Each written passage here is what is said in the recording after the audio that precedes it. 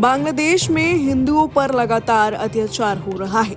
हिंदू पंडितों पर हमले हो रहे हैं। हिंदुओं का घर से बाहर निकलना भी बांग्लादेश में मुश्किल हो रहा है। इसी के साथ बांग्लादेश में राजनीतिक हलचल भी तेज हो गई है। सभी प्रमुख दलों की बुधवार को एक बैठक हुई। इस बैठक में बांग्लादेश के कानूनी सलाहकार आसिफ नजरुल भी मौजूद थे।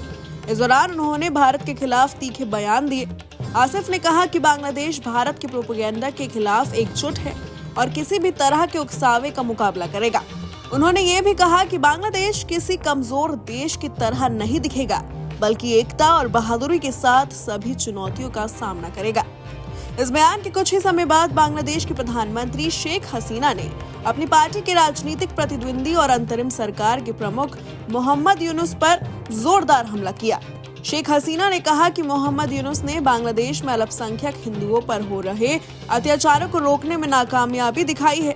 हसीना ने आरोप लगाया कि यूनुस ने हिंदुओं के नरसंहार में सक्रिय रूप से भाग लिया और यही नहीं, उनके पिता और बहन शेख रहना की हत्या की साजिश भी रची गई थी।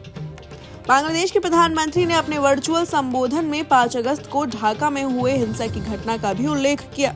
उन्होंने बताया कि कैसे हथियारबंद प्रदर्शनकारियों ने उनके आधिकारिक आवास गढ़ भवन में घुसने की कोशिश की। शेख हसीना ने कहा कि अगर सुरक्षा गार्डों ने गोलीबारी की होती तो कई लोग मारे जाते, लेकिन उन्होंने गार्डों से कहा कि गोली ना चलाएं। इस घटना के बाद उन्हें देश छोड़ने के लिए मजबूर होना पड़ा। उन्होंने बताया कि ये घटना महज 25 से 30 मिनट की थी, लेकिन स्थिति इतनी गंभीर हो गई थी कि उन्हें सुरक्षा के लिए देश छोड़ना पड़ा। इसी बीच मोहम्मद यूनुस ने शेख हसीना पर भी कड़ा हमला किया था। उन्होंने आरोप लगाया था कि शेख हसीना की सरकार ने लोकतंत्र को खत्म कर दिया है, फर्जी चुनावों के माध्यम से सत्ता हथियाई है और खुद को और अपनी पार्टी को निर्विरोध विजेता घोषित किया है। यूनुस ने हसीना के शासन को एक फासीवादी शासन बताया जो लोकतांत्रिक मूल्यों के खिलाफ है। हालांकि बांग्लादेश के नेताओं ने भारत के खिलाफ अपने बयान जारी करने के बाद अब तक इस मामले पर कोई ठोस कदम नहीं उठाया है।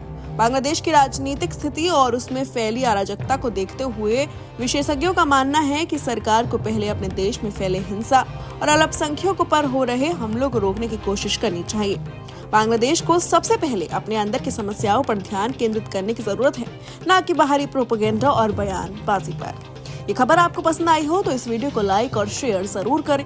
देश दुनिया की तमाम खबरें देखने के लिए बने रहिए हमारे साथ, देखते रहिए न्यूज नेशन।